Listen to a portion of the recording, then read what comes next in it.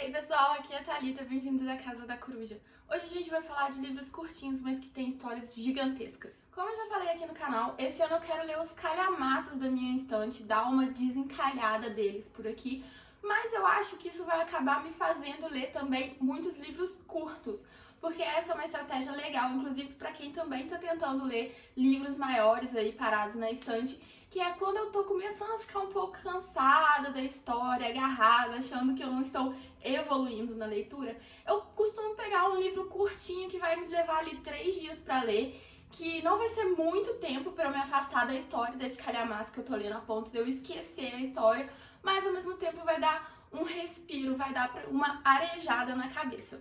Então eu resolvi trazer essa lista aqui pra vocês dos livros curtinhos da minha estante que eu já li e que eu amei e que as histórias, assim, estão grudadas na minha cabeça até hoje. Os 2 primeiros livros que eu vou indicar, na verdade, são 2 contos e os 2 estão no Kindle Unlimited. Então, se vocês gostarem da dica, se vocês quiserem conhecer a história, eu vou deixar o link de inscrição aqui embaixo. E quem não é ainda inscrito, aproveita que tem 30 dias de graça, que é tempo mais que suficiente para ler essas 2 histórias.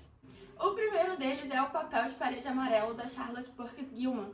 Aqui a gente tem a história de uma mulher que ela é diagnosticada com depressão e histeria, e o marido e o médico recomendam que ela fique um tempo isolada para ela poder se recuperar, se reequilibrar mentalmente.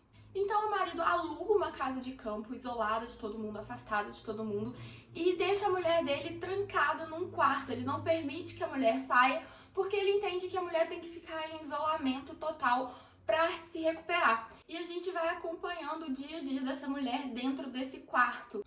O nome desse conto vem do fato de que nesse quarto que ela fica trancada tem um papel de parede amarelo, que ela fica obcecada, ela não gosta daquele papel de parede. Ela chega várias vezes a pedir pro marido dela ou tirar ela daquele quarto ou arrancar aquele papel de parede dali, mas ela é ignorada e tem que continuar convivendo com aquela parede.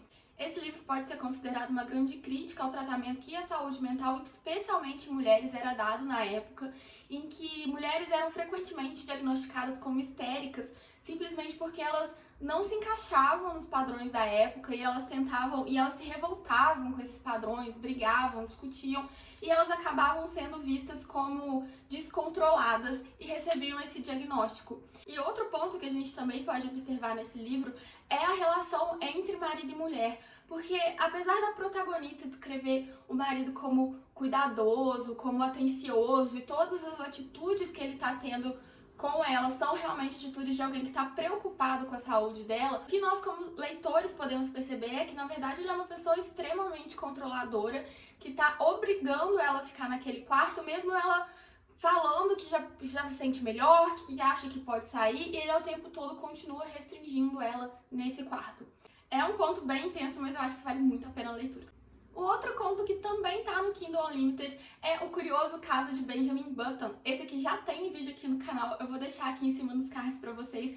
E, gente, esse conto, eu entrei pra ler ele completamente desacreditada, achando que eu ia achar horroroso. Eu tinha, não sei porquê, um preconceito com Fitzgerald. Achava que eu não ia gostar, mas eu gostei muito desse conto e eu acho que a gente pode ver muita crítica, muita reflexão ali dentro dele. É um livro curtinho, mas que me trouxe tanta coisa na cabeça, que me fez refletir tanto tempo sobre ele, que ele com certeza tinha que ter um lugar nessa lista. Vocês provavelmente conhecem a história do conto, principalmente por conta do filme que saiu com Brad Pitt. E aqui a gente tem a história de uma criança que nasceu velha. Ela já nasce como um senhorzinho de idade, ela já nasce falando, ela já nasce andando. E ao decorrer da sua vida ela vai rejuvenescendo. Uma das principais reflexões que esse conto me trouxe foi a questão das pessoas que não estão dentro do padrão da sociedade. Como eu falei, o Benjamin ele já nasceu velho, então ele era totalmente diferente de todas as crianças do mundo. E a gente vai percebendo que os pais dele, na hora que vê que ele é diferente, que ele não se encaixa na sociedade, os pais dele não gostam daquele filho, os pais dele ficam decepcionados com aquele filho, tentam esconder ele de todo mundo, não busca por onde integrar ele, fazer as pessoas perceberem que apesar dele ser diferente, ele é uma criança, ele quer as mesmas coisas que todo mundo, ele precisa de relacionamentos, ele precisa de interação. Ao contrário, os pais dele tentam esconder, tentam disfarçar essa diferença dele. E de acordo com que ele vai crescendo, chega um momento na vida dele que a aparência física e a idade dele ficam iguais, porque ele vai crescendo de idade, mas ele vai rejuvenescendo. Então, ali pelos seus 30 anos, ele aparenta ser uma pessoa de 30 anos. E a gente vai vendo que nesse momento as pessoas começam a gostar mais dele, a interagir mais com ele começa a ter amigos, ele começa a ter namorada. Então, esse é o momento da vida quando ele se encaixou, quando ele se igualou a todo mundo aceitou ele. E aí ele continua rejuvenescendo e as pessoas continuam envelhecendo. Então a gente volta a ter esse distanciamento dele da sociedade, essa rejeição da sociedade. Esse conto me trouxe muitas outras reflexões, mas eu não vou ficar abordando todas aqui. Se vocês acharem interessante e quiserem ver mais um pouquinho do que eu achei, o vídeo tá no link, como eu falei com vocês. Inclusive, nesse vídeo eu também falo de outro conto do Fitzgerald, que normalmente vem junto na edição com o Benjamin Button, que é Bernice Corta o Cabelo, que eu também gostei muito. Vamos agora para os livros físicos que eu tenho aqui na minha estante. O primeiro é Cachorro Velho, da Teresa Cárdenas. E, gente, livro curtinho, tem 130 páginas, mas é cada página de tirar o fôlego dessa história. A escrita da Teresa é muito bonita. Vocês podem ver aqui que eu fiz diversas marcações no livro, eu gostei muito mesmo.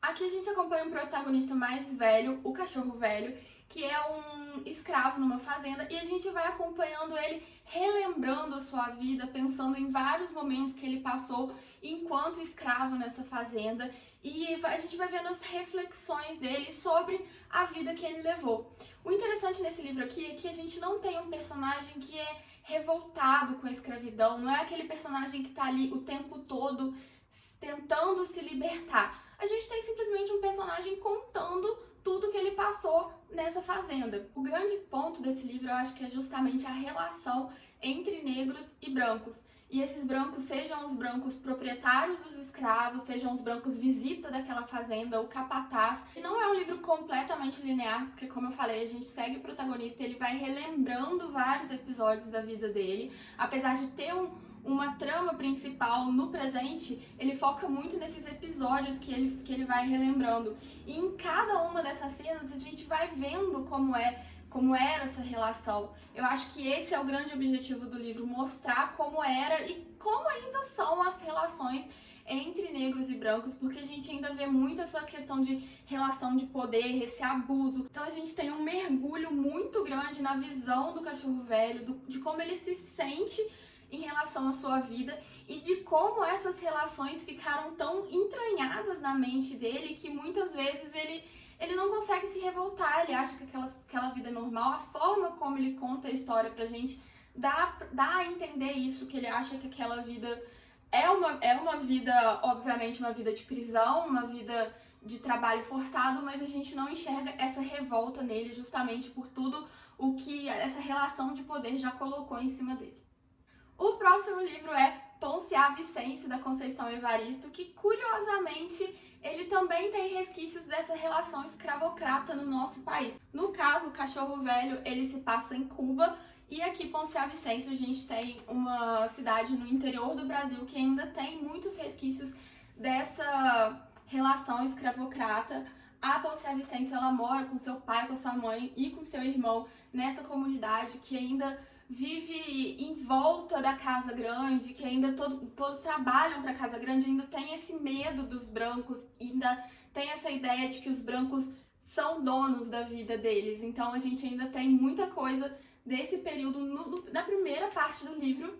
Mas a Ponciá, depois que ela cresce, ela resolve sair dessa comunidade e tentar a sua vida na cidade grande. Com toda aquela ideia de que na cidade grande ela vai ter emprego, ela vai melhorar de vida, vai voltar para buscar a mãe, para buscar o irmão. Só que quando ela chega na cidade, infelizmente, não é isso que ela encontra. A gente vai ver que ela continua tendo uma vida muito sofrida, uma vida que infelizmente é o destino de muitas pessoas que fazem esse êxodo da zona rural, que vem para a cidade com uma perspectiva de melhorar de vida e acaba muitas vezes piorando. Esse livro, ele foi um livro muito forte para mim. A Conceição Evaristo, ela consegue trazer umas cenas para você de uma forma tão real que parecia que eu tava ali vivendo com ela. uma vida muito sofrida. A gente não acompanha apenas a Ponciá, a gente acompanha também a história da mãe dela e a história do irmão dela. Quando eu peguei pra ler esse livro, eu tava um pouco receosa, porque a minha primeira experiência com Conceição não foi tão boa assim. Eu li Olhos d'Água e, por incrível que pareça, eu não gostei tanto desse livro. Eu acho que talvez eu li ele com um pouco de pressa demais pra terminar. Eu ainda quero dar uma outra chance pra Olhos d'Água, pra ver se realmente eu não me conectei com o livro ou se na época eu li de uma forma muito desatenta. Mas esse livro aqui foi 5 estrelas, favoritadíssimo. O próximo livro eu vou dar uma roubadinha e vou indicar uma trilogia pra vocês, que é a trilogia do Adeus, do João Manzanello Carrascosa. E, gente, que livrinhos! Você consegue ler esses livros em uma sentada se você quiser. Eu li eles mais devagar porque eu queria realmente apreciar a escrita deles. Quando eu comecei a ler, eu tava marcando as passagens, as frases que me tocavam mais. E eu desisti, vocês podem ver que não tem mais nenhuma marcação, porque eu queria marcar o livro inteiro. Pra mim, tudo era muito bonito, tudo era muito tocante. Eu, quando pensei em fazer essa lista, eu ia falar com vocês apenas de Menina Escrevendo com o Pai, porque foi o meu livro preferido da trilogia, mas já que eu ia falar dele, resolvi falar de todos. Aqui no Caderno de um Ausente, a gente tem o pai fazendo uma carta para sua filha que acabou de nascer. E como ele é um pai mais velho, ele teve a Bia mais velho, então ele tem muito medo de não ver a sua filha crescer. Então ele vai escrever nessa carta contando tudo que ele entende sobre a vida, tudo que ele acha relevante, falando sobre o amor, falando sobre o que é importante. É um livro muito bonito realmente pra gente pensar no que é importante na nossa vida, o que a gente precisa realmente dar valor e o que é passageiro. Já no segundo livro, que é Menina Escrevendo com o Pai, a gente tem a Bia contando a relação dela com seu pai. Então, a Bia, que no primeiro livro recebeu a carta, aqui a gente vai ver como de fato foi a convivência dela com o pai. Nesse livro, o pai dela já morreu e ela vai contar a vida deles, como foi essa relação. Então, o que eu gostei mais desse livro, eu acho que é justamente porque a gente tinha ali uma relação já constituída. O primeiro livro é muito, eu vou falar filosófico, mas não é exatamente filosófico, porque essa palavra as pessoas podem entender de forma errada. É um livro de reflexão sobre a vida. Esse aqui é um livro de reflexão sobre uma relação, então eu acho que isso me tocou muito mais. Ver como ela e o pai se davam bem, como que eles tinham amor um pelo outro, e ela relembrando tudo que o pai dela efetivamente ensinou pra ela. Esse livro mexeu muito comigo. Já o terceiro livro, que é A Pele da Terra, pra mim foi o mais fraco dos 3. Eu gostei, mas não foi 5 estrelas. Eu não me conectei tanto assim com a história. A gente vai acompanhar o irmão da Bia, ele é o irmão mais velho dela, e nesse livro ele já tem um filho. A gente vai acompanhar a relação do irmão com o filho dele. E eu não sei se é porque nos 2 primeiros livros a gente tem uma história de amor retratada, o amor do pai pela filha que acabou de nascer e o amor da filha lembrando toda a sua história com seu pai. E aqui a gente tem a relação de 2 pessoas que não conseguem criar esse vínculo. Aqui a gente tem o irmão da Bia, que é o Mateus, e ele convidou o seu filho para fazer o caminho de Santiago com ele na esperança de eles conseguirem desenvolver um vínculo. E a gente vai acompanhando essa relação que é muito estremecida, uma relação que não tem intimidade, e o protagonista, a gente acompanhando o ponto de vista do Mateus, a gente vai vendo que ele quer falar muita coisa pro filho e ele não consegue, ele não sabe como se expressar, ele não sabe como se aproximar do filho. E essa dinâmica, apesar de ser muito interessante de ler, apesar de eu ter gostado, ela não mexeu tanto comigo quanto dos outros 2 livros. Mas, de qualquer forma, é um livro que vale a pena ser lido. Como eu falei, a escrita do Carrascosa é maravilhosa. Eu amei demais essa trilogia. Esses são os livros que eu queria recomendar pra vocês. Como eu falei, são livros curtinhos que você lê super rápido. Tem alguns que, se você quiser, você lê de uma sentada só. Mas são livros que valem muito a pena, são aqueles livros que você vai querer revisitar toda hora. Só de falar sobre eles aqui com vocês, eu já quis reler vários. Inclusive, Cachorro Velho foi um livro que eu terminei já pensando quando eu ia reler. Deixa aqui nos comentários pra mim qual livro curtinho que também teve esse grande impacto na sua vida. E eu vejo vocês no próximo vídeo. Tchau!